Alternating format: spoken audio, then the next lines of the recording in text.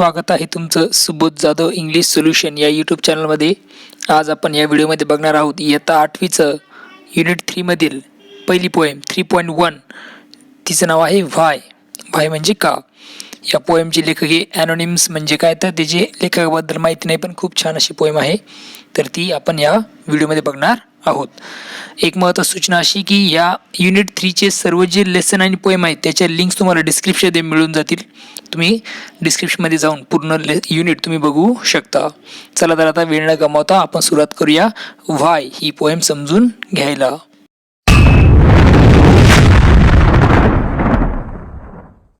व्हाय म्हणजे का.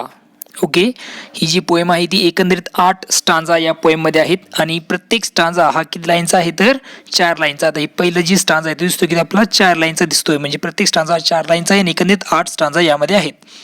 आणि या पोएमची रायमिंग स्कीमचा जर विचार केला तर रायमिंग स्कीम आपल्याला दिसते ABCB.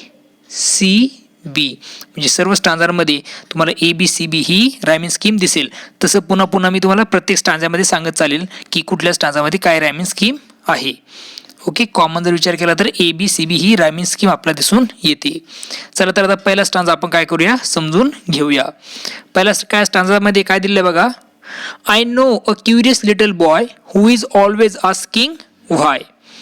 Why this, why that, why then, why now, why not, why by and by. आता या पोएमची रायमिंग स्कीम तुम्हाला मी सांगितलेली ABCB आहे. तर मग आता रायमिंग स्कीम किंवा मग हे यमक जे शब्द असतात ते कशावर डिपेंड असतात तर या शेवटच्या शब्दांवर डिपेंड असतात. ओके, मग आता बॉय, व्हाय, बाय आणि नाव आणि बाय यामध्ये आपल्याला दिसतो ह्या बॉय हा कणासोबत राईम करत नाहीये. आणि दुसरा जो शब्द आहे तो आहे व्हाय, त्याला आपण जर बी म्हणलं तर तो राईम करतोय कशासोबत या बाय सोबत, त्यामुळे आपण याला सुद्धा बी म्हणणार आहोत. आणि नाव हा सुद्धा कोणासोबत राईम करत नाही किंवा यमक जुळत नाही, त्यामुळे त्याला आपण सी नाव देतो स्पेशली. म्हणजे ही झाली याची रायमिंग स्कीम. ती म्हणजे काय ABCB पहिल्या स्टांजाची. ओके, आता अर्थ समजून घेऊया पहिल्या स्टांजाचा. I know a curious little boy who is always asking why. मी एका जिज्ञासू. आता क्युरियसचा अर्थ होतो जिज्ञासू, की ज्याला काहीतरी माहिती करून घ्यावीशी वाटते त्याला आपण काय म्हणतो क्युरियसला आणखीन एक शब्द तो म्हणजे चौकस. मी एका चौकस अशा मुलाला ओळखतो. नो म्हणजे ओळखणे, माहीत असणे. मला एक असं चौकस असा मुलगा माहिती आहे किंवा एक जिज्ञासू असा मुलगा माहिती आहे किंवा मी त्याला ओळखतो. हु इज ऑलवेज आस्किंग व्हाय, जो नेहमी विचारतो व्हाय. व्हाय म्हणजे का. तो नेहमी असं विचारतो का हा प्रश्न तो काय करतो प्रत्येकाला विचारत असतो. व्हाय धिस हे का, व्हाय दॅट ते का, व्हाय देन, व्हाय नाव आता का आणि नंतर का, अशा प्रकारचे तो प्रश्न विचारतो. व्हाय नॉट का नाही आणि व्हाय बाय अँड बाय आणि पुन्हा व्हाय ते का, अशा प्रकारचे प्रश्न तो विचारत असतो. हा अर्थ होतो पहिल्या स्टांजाचा. आता सेकंड स्टांजा बघा. सेकंड स्टांजाची रायमिंग स्कीम सुद्धा तुम्हाला दिसेल ABCB. ओके, शेवटचे वर्ड ग्रेट धरले. स्विम हा कोणासोबत राईम करत नाहीये, परंतु सिंक हा शब्द राईम करतोय कशासोबत ड्रिंक सोबत, त्यामुळं सिंक ड्रिंक AB. ओके, आणि हा ब्रो सुद्धा कोणासोबत राईम करत नाही, त्यामुळं त्याला आपण नाव देऊया C. ABCB ही रायमिंग स्कीम आपल्याला दिसून येते. चला आता स्टांजा समजून घेऊया. He wants to know why wood should swim. त्याला माहिती करून घ्यावं असं वाटतंय काय व्हाय वुड्स शुड स्विम. जे वुड्स म्हणजे लाकूड जे आहेत ते का बरं ते काय होतात तर पोहतात. स्विम म्हणजे तरंगणे आधी अर्थ आपण घेऊ शकतो किंवा पोहणे असा अर्थ घेऊ शकतो. त्याला असं माहिती करून घ्यायचे की जे लाकूड आहेत ते का बरं पोहतात किंवा का बरं ते तरंगतात पाण्यावर. व्हाय लीड्स अँड मार्बल्स सिंग. आणि जे मार्बल्स आहेत किंवा मग लीड्स आहेत ते का बरं पाण्यामध्ये डुबतात किंवा आपण त्याला म्हणू शकतो बुडून जातात. आता लीड आणि मार्बल म्हणजे काय. लीडचा अर्थ होतो शिशे.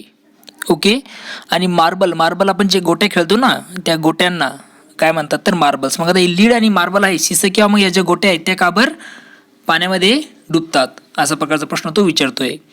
खूप चौकस असा तो आहे, जिज्ञासू असा तो विद्यार्थी आहे, तो मुलगा आहे.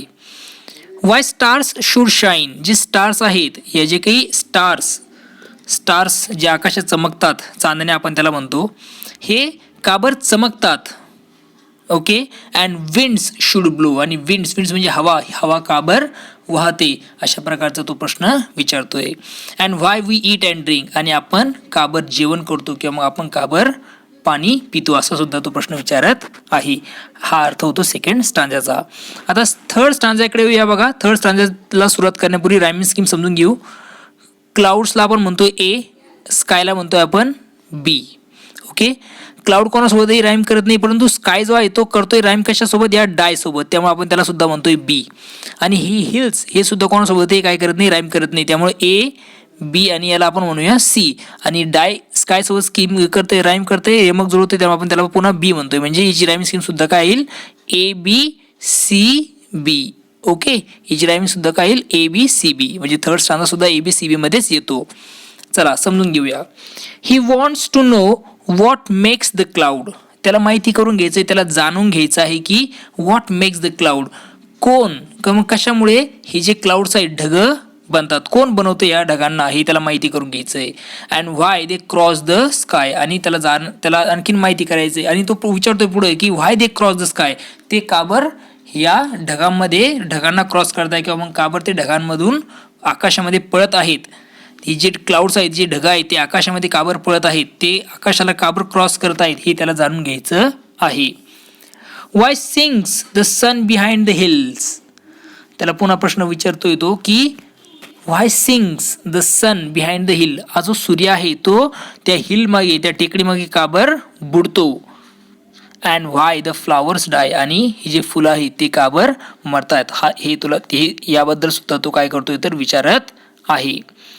त्यानंतर पुढचा चौथा स्टांजा बघा काय सांगितलेलं आहे. सुरुवातीला आपण रायमिंग स्कीम समजून घेऊया. बघा, कमला आपण ए म्हणतोय, कम कोणासोबत राईम करत नाहीये, परंतु नोज राईम करताना जर बघितलं तुम्ही तर नोज करतंय फ्लोज सोबत, म्हणजे याला सुद्धा तुम्ही बी म्हणणार. त्यानंतर पुढचा शब्द आहे व्हाय सुद्धा कशासोबतही राईम करत नाही, त्यामुळे बी नंतर येत असतो सी, त्यामुळे आपण याला म्हणूया ए बी सी बी. ही रायमिंग स्कीम आपल्या इथे दिसून येते फोर्थ स्टांजामध्ये सुद्धा. आता स्टांजाचा अर्थ काय करूया, समजून घेऊया.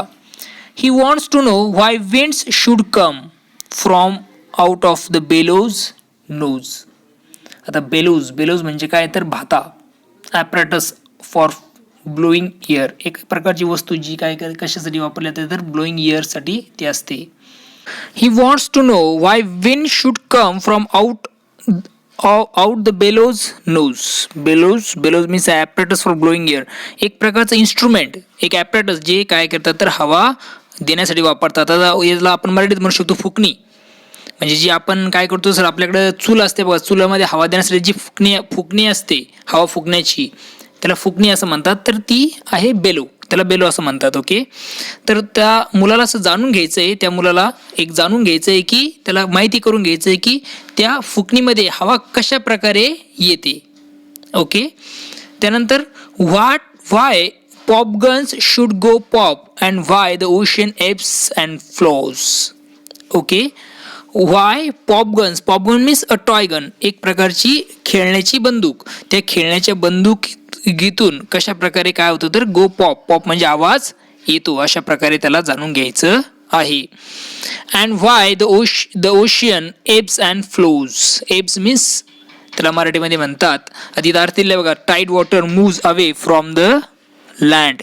ओके, एब्स म्हणजे काय तर ओहोटी येणे, म्हणजे पाणी समुद्राचं मागं जातं, त्याला आपण ओहोटी असं म्हणतो. ओके, तर त्याला जाणून घ्यायचं की ओशनमध्ये समुद्रामध्ये ओहोटी आणि भरती कशा प्रकारे येते हे त्याला माहिती करून घ्यायचं आहे, हे त्याला जाणून घ्यायचं आहे. पुढचा स्टांजा बघूया बघा. त्या स्टांजामध्ये तुम्हाला दिसेल की त्या सुरुवातीला आपण स्टांजा समजण्या अगोदर त्या स्टांजामध्ये कुठल्या प्रकारची रायमिंग स्कीम आहे ते समजून घेऊया. बघा काय दिसतंय. गिल्सला आपण म्हणतोय ए, फ्लायला आपण म्हणतोय बी. गिल्स कोणासोबत होतोय एक राईम नाही, तर फ्लाय होतोय या स्काय सोबत, म्हणजे फ्लाय स्काय, हे झालं बी बी. स्पॉट हा होत नाही, त्यामुळे आपण त्याला म्हणूया सी, म्हणजे याची पण रायमिंग स्कीम आहे ए बी सी बी. आता हा स्टांजा समजून. He wants to know why fish have gills. Gills म्हणजे the respiratory organ of the fish, म्हणजे माशांचं श्वसनेंद्रिय, जिथून श्वास घेतला जातो त्याला आपण काय म्हणतो श्वसनेंद्रिय, तर माशाचं श्वसनेंद्रिय असा अर्थ आपण घेतोय. ही वॉन्ट्स टू नो, त्याला माहिती करून घ्यायचं आहे की वाय फिश हॅव गिल्स, म्हणजे हे जी फिश आहेत, मासे जे आहेत ते पाण्यातच राहतात, तर त्यांना ती रेस्पिरेटरी सिस्टीम काय आहे, किंवा मग त्या माशांना श्वसनेंद्रिय काबर आहे असं तो विचारत आहे. And why boys cannot fly, आणि पुढे तो विचारतोय की व्हाय बॉयज कॅनॉट फ्लाय, जी मुलं आहेत ते उडू का बरं शकत नाहीत, असा तो प्रश्न विचारतोय.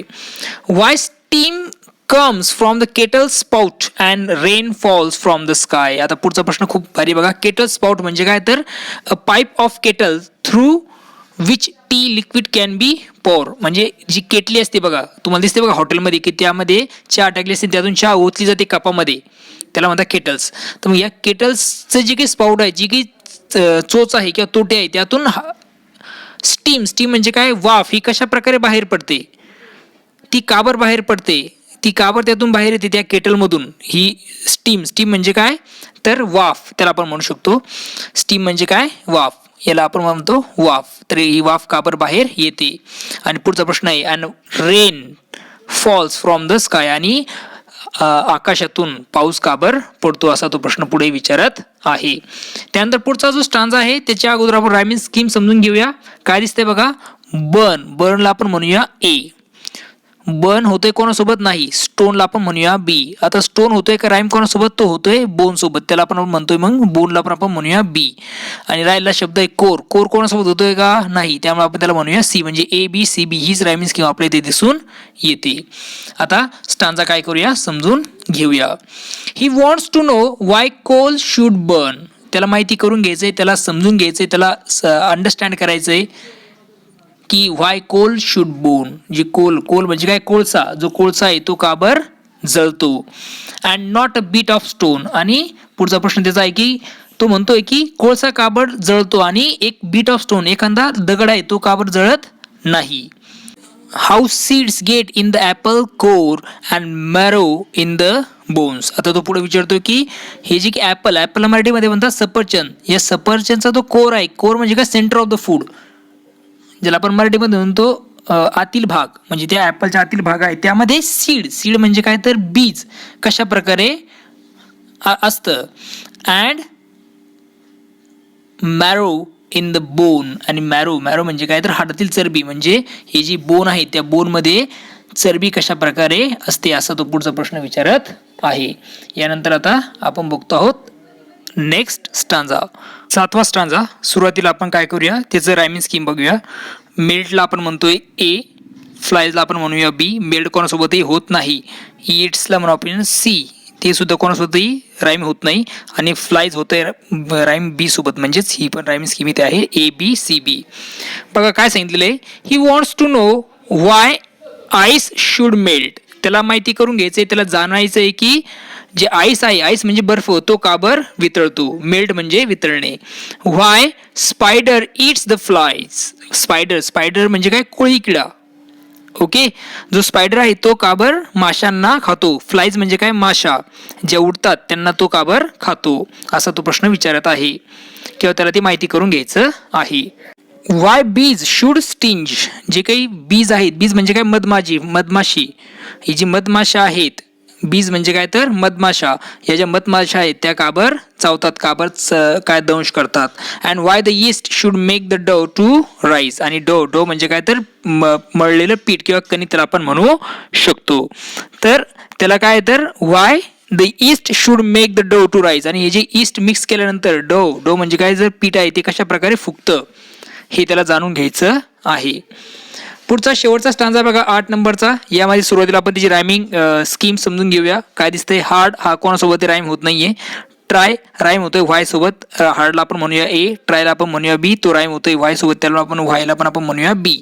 त्यानंतर येट सुद्धा कोणासोबत राईम होत नाही, त्यामुळे आपण त्याला म्हणूया ए बी. त्यानंतर सी, म्हणजे याची सुद्धा रायमिंग स्कीम काय, ए बी सी बीच आहे. तर आता समजून घेऊया काय दिलं बघा. Some of his whys are not too hard, त्याचे काही जे व्हायज आहेत, त्याचे जे काही प्रश्न आहेत ते खूप काही असे अवघड नाहीत, ते खूप जास्त अवघड नाहीत. To answer if you will try, म्हणजे त्यांनी जे काही विचारलेले प्रश्न आहेत ते खूप काही असे अवघड नाही, काही प्रश्न खूप काही अवघड नाही आहे त्याची उत्तरं देण्यासाठी. इफ यू विल ट्राय, जर तुम्ही प्रयत्न केले तर, तुम्ही जर प्रयत्न केले तर तुम्ही या सर्व प्रश्नांची उत्तरं देऊ शकता, काही त्यातले अवघड नाहीत.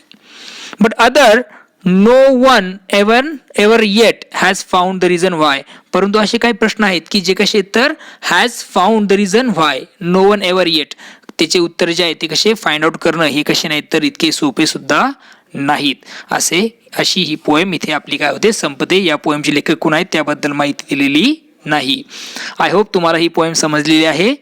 पुन्हा भेटूया नवीन व्हिडिओमध्ये. बघत राहा सुबोध जाधव इंग्लिश सोल्युशन हे यूट्यूब चॅनल. तोपर्यंत थँक्यू अँड टेक केअर.